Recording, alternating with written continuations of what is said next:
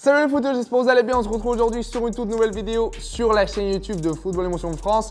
Et voilà, pendant l'année 2023, une des plus grandes nouveautés que la marque américaine Nike nous a ramené, c'est cette nouvelle génération de Nike Tiempo, la Nike Tiempo 10. Et donc du coup les footeux, aujourd'hui sur cette vidéo, nous allons analyser en profondeur, grâce aux playtests que nous avons pu faire sur le terrain, voilà, toutes les nouveautés techniques et technologiques ainsi que mes sensations personnelles lorsque j'ai pu tester cette nouvelle génération de Nike Tiempo. Let's go!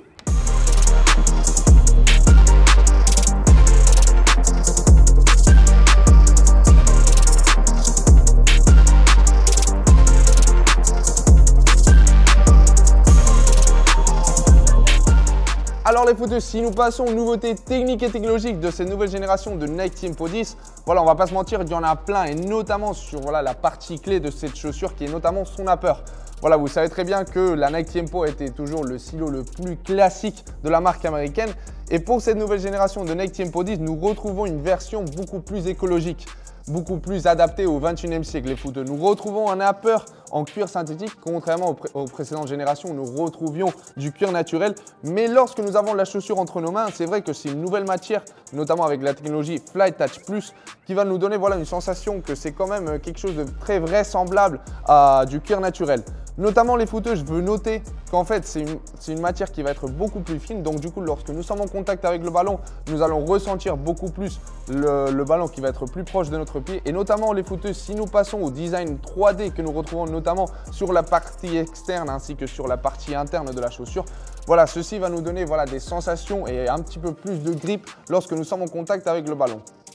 Par rapport au reste de la structure globale de la chaussure, vous voyez bien, nous retrouvons ici notamment sur la zone des lacets, nous allons retrouver une chaussure qui est construite en deux couches. Nous avons la couche en cuir synthétique qui va être la partie externe.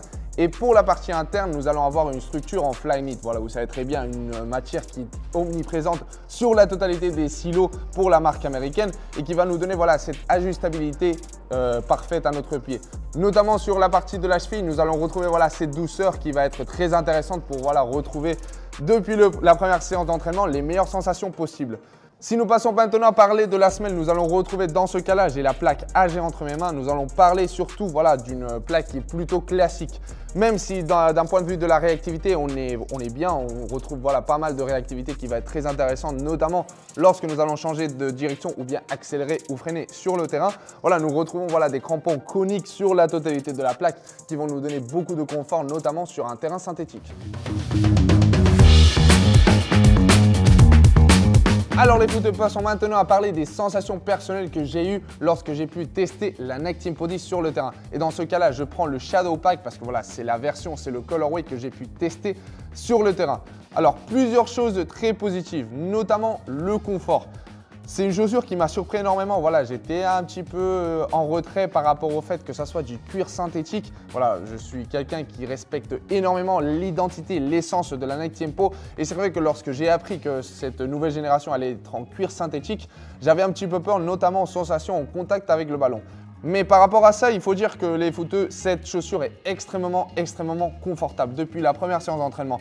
J'ai pu la tester en environ 1h30 voire 2 heures d'entraînement. Et voilà, depuis les premières minutes, on va ressentir surtout que cette chaussure s'adapte à la perfection à notre pied.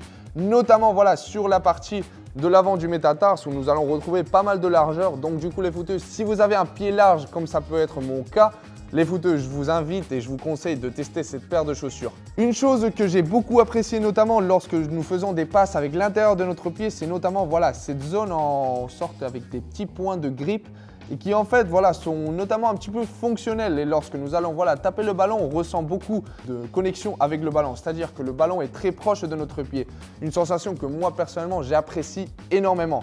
Si nous passons à la partie du talon, nous allons retrouver un talon qui va se ressembler énormément depuis mon point de vue à ce qu'on peut retrouver sur la Phantom Luna ou la Phantom GX. Qu'est-ce que je veux faire passer par là? C'est qu'en fait, lorsque nous allons appuyer sur la zone du talon, nous allons retrouver un talon qui est souple. Ceci est très intéressant en fait parce que tout simplement, il y a une talonnette qui va être construite sur la base de notre pied pour en fait assurer le lockdown parfait.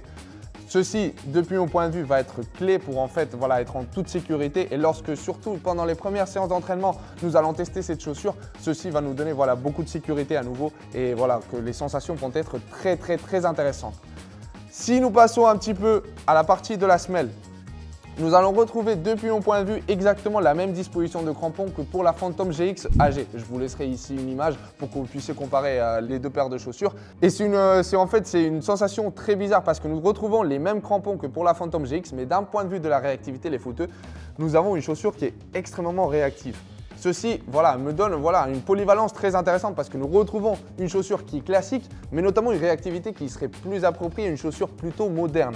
Nous retrouvons cet équilibre qui, depuis mon point de vue, nous donne un ensemble très intéressant. Mais les footeux, il n'y a pas que du positif et notamment, je vais vous parler de la structure globale de la chaussure.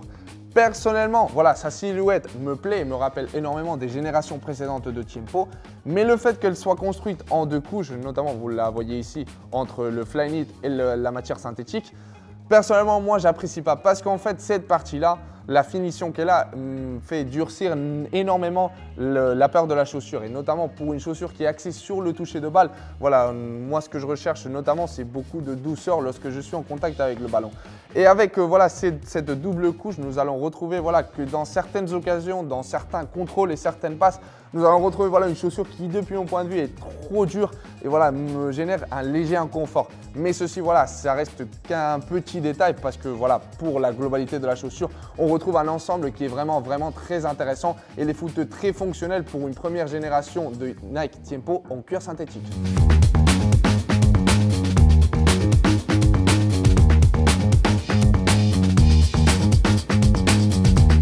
Donc voilà les footeux par rapport à cette vidéo playtest de la Nike Tiempo 10, la première chaussure, la première Nike Tiempo en cuir synthétique.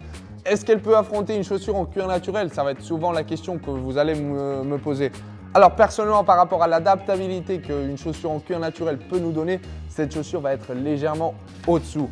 Mais le fait que ça soit du cuir synthétique, ceci va nous donner plus de polyvalence. En quel sens? Une matière synthétique va accepter beaucoup mieux des nouvelles technologies et notamment par exemple les zones en grippe sur l'intérieur de la chaussure contrairement au cuir naturel. Du fait que ça soit une matière naturelle, on doit forcément conserver énormément sa pureté. Mais d'ailleurs les footeux, je vais vous lire en commentaire et que vous me dites qu'est-ce que vous en pensez de ce changement de Nike? Est-ce que vous êtes pour? Est-ce que vous êtes contre? Je serai très attentif à vous lire en commentaire et les footeux, on se retrouve sur une prochaine vidéo.